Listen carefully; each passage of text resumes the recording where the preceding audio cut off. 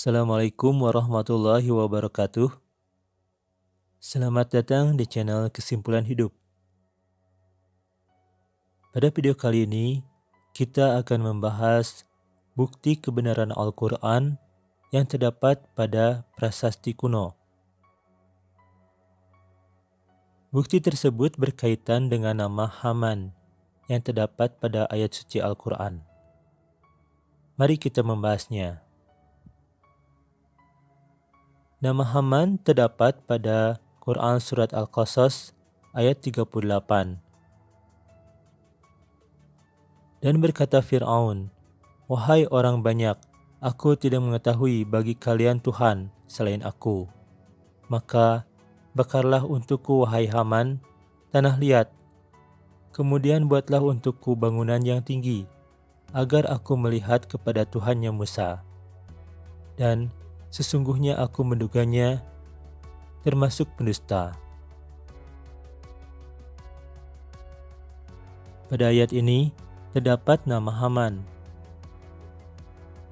Haman bukan julukan atau lakob, bukan kunyah, atau juga nama asli orang Arab. Karena di semua ayat di dalam Al-Quran yang menerangkan tentang Haman, yaitu pada Quran Surat Al-Qasas ayat 6, 8, dan 38, Quran Surat Al-Ankabut ayat 39, Quran Surat Al-Ghafir ayat 24 dan ayat 36, semuanya tidak berakhiran tanwin. Jadi Haman merupakan ghairu munsharif, dan nama Haman adalah nama orang di luar Arab.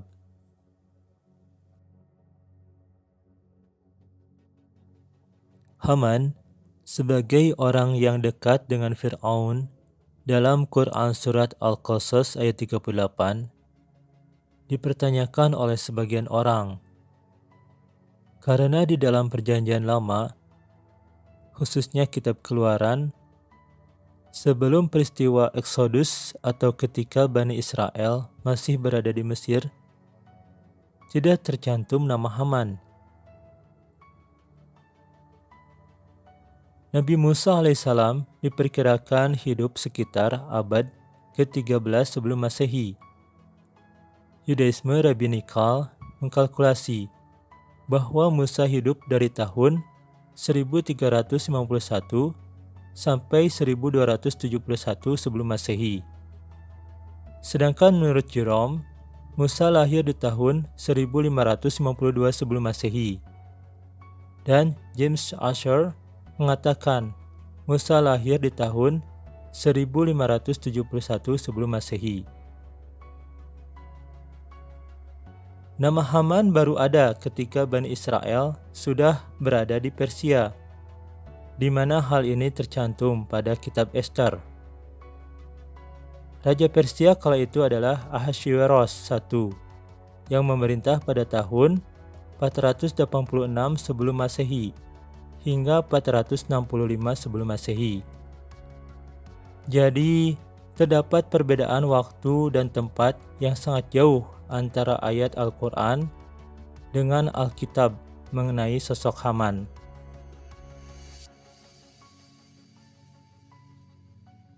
Sebenarnya, kitab Ester termasuk ke dalam kitab apokrif. Apa itu apokrif? Apokrif biasanya digunakan oleh gereja Kristen Protestan untuk merujuk kepada kitab-kitab yang dianggap tidak kanonik, tidak termasuk ke dalam kanon Perjanjian Lama ataupun Perjanjian Baru. Contohnya adalah kitab 1 dan 2 Makabe, Tobit, Yudit, Hikmat, Salomo, Ecclesiasticus, Barukh, dan tambahan kitab Ester dan Daniel. Apokrif berasal dari kata apokripos dalam bahasa Yunani, artinya rahasia, tersembunyi, atau tidak kanonik. Dengan demikian, istilah ini merujuk kepada tulisan-tulisan yang diragukan keasliannya. Kitab Ester merupakan satu-satunya kitab yang tidak menyebutkan nama Allah sama sekali. Bukan saja nama Tuhan yang tidak disebut dalam kitab Ester, tetapi dalam kitab Ester juga tidak disebutkan hukum Tuhan, tanah suci, dan bait. Jadi, kitab Ester tidak bisa dijadikan patokan karena diragukan keasliannya. Sedangkan Al-Quran tidak ada keraguan di dalamnya, sebagaimana yang tercantum pada Quran Surat Al-Baqarah ayat 2. Itu kitab tidak ada keraguan di dalamnya, petunjuk bagi orang-orang yang bertakwa.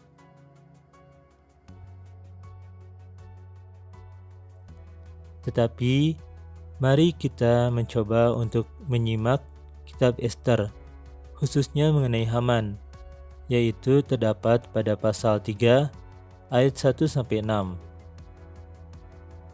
Sesudah peristiwa-peristiwa ini, maka Haman bin Hamedata, orang Agag, dikaruniailah kebesaran oleh Raja Ahaswiweros, dan pangkatnya dinaikkan serta kedudukannya ditetapkan di atas semua pembesar yang ada di hadapan baginda.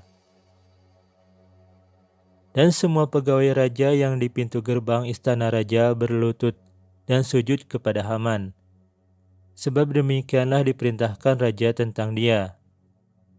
Tetapi Mordekai tidak berlutut dan tidak sujud. Maka para pegawai raja yang di pintu gerbang istana raja berkata kepada Mordekai, "Mengapa engkau melanggar perintah raja?" Setelah mereka menegur dia berhari-hari dengan tidak didengarkannya juga, maka hal itu diberitahukan merekalah kepada Haman, untuk melihat apakah sikap Mordekai itu dapat tetap. Sebab ia telah menceritakan kepada mereka bahwa ia orang Yahudi. Ketika Haman melihat bahwa Mordekai tidak berlutut dan sujud kepadanya, maka sangat panaslah hati Haman.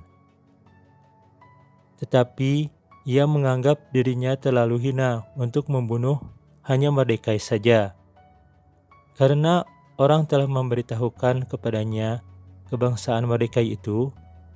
Jadi Haman mencari ikhtiar memusnahkan semua orang Yahudi, yakni bangsa Mordekai itu, di seluruh kerajaan Ahaswiweros. Pada kitab Ester tersebut terdapat nama Haman.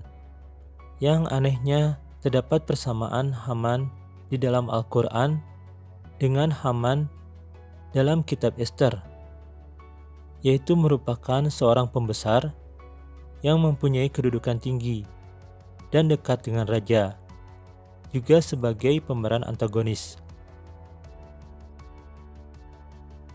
Dan juga ada yang menarik tentang sosok Haman yang ditulis pada sebuah website.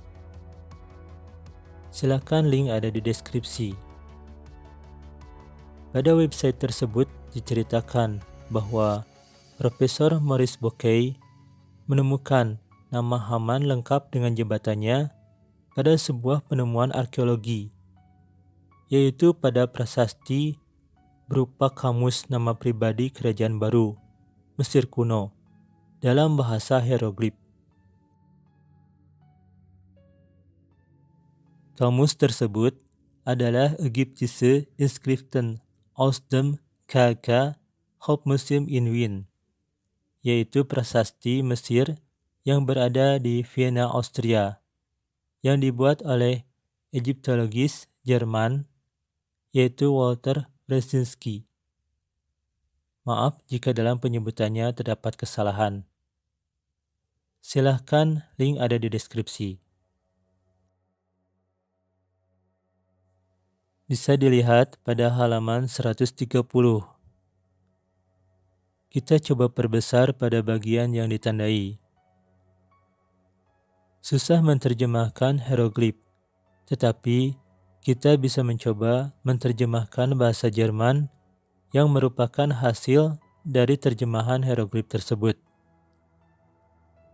Bahasa Jerman tersebut bisa diterjemahkan ke bahasa Indonesia menggunakan Google Translate. Berikut hieroglif yang diterjemahkan ke dalam bahasa Jerman. Lalu bahasa Jerman tersebut diterjemahkan ke dalam bahasa Indonesia.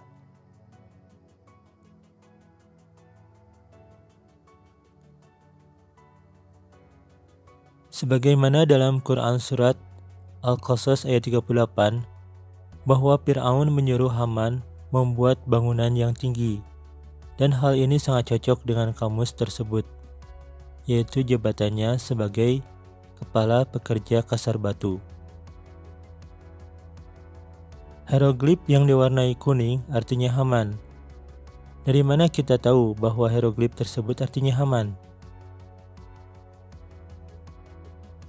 Nama Haman tersebut kita bisa dapat dari buku The Egyptian Personalement, buku pertama yang dibuat oleh Herman Ranke.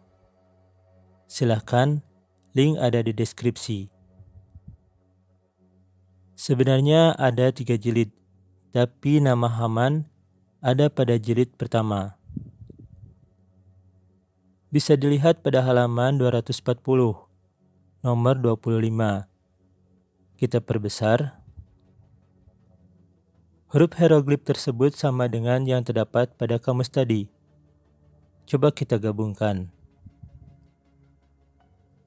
Lalu, kenapa cuma ada huruf konsonan saja, yaitu HMN, tidak ada huruf vokalnya?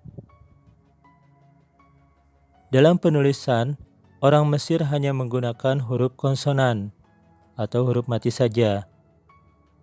Misalnya kata minum hanya akan ditulis MNM. Sumber Wikipedia. Hieroglif yang diwarnai biru artinya milik Amon. Bisa dilihat pada buku The Egyptian Personalement, buku pertama atau nama pribadi Mesir, buku pertama, halaman 14, nomor 1. Kita coba perbesar. Gehoren artinya milik. Dem artinya ke. Amon adalah salah satu dewa Mesir yang memiliki 2 tanduk. Juga merupakan dewa Libya yang disembah oleh Alexander Agung. Yang mungkin jika diartikan hieroglif yang diwarnai biru adalah pendeta dewa Amon.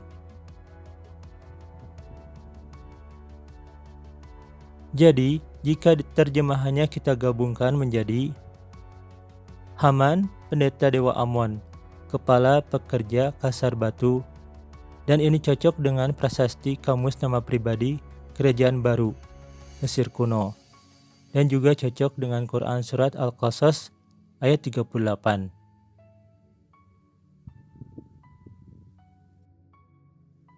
Juga terdapat pada sebuah monumen peninggalan Mesir zaman Kerajaan Baru. Bisa dilihat pada sebuah buku yang berjudul The Egyptian Demilar in Miramar. Jika diterjemahkan, Monumen Mesir di Miramar. Sekali lagi, maaf jika penyebutannya salah. Link ada di deskripsi. Silahkan bisa dilihat pada Taf 39 yang ditandai. Lalu kita coba perbesar. Terdapat hieroglif yang sama dengan kamus dan buku sebelumnya, cuma ditulis tidak secara horizontal, tetapi ditulis vertikal. Hieroglif sebenarnya dapat dibaca dalam hampir segala arah, kiri ke kanan, kanan ke kiri, dan atas ke bawah. Untuk menentukan cara membaca set glif tertentu, mulailah dengan mencari glif berkepala. Kalau kepala menghadap ke kiri, mulai membaca dari kiri dan teruskan menuju kepala.